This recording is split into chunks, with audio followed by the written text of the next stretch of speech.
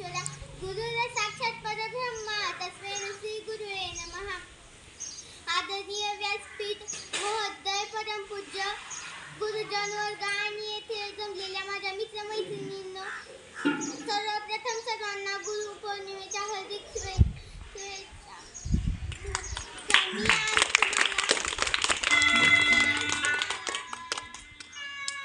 तुम्हाला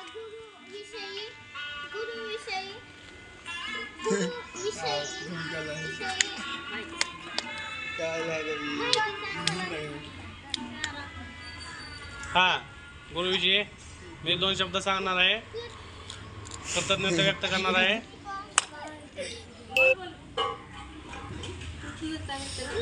कृतज्ञता व्यक्त करण्याचा दिवस आहे।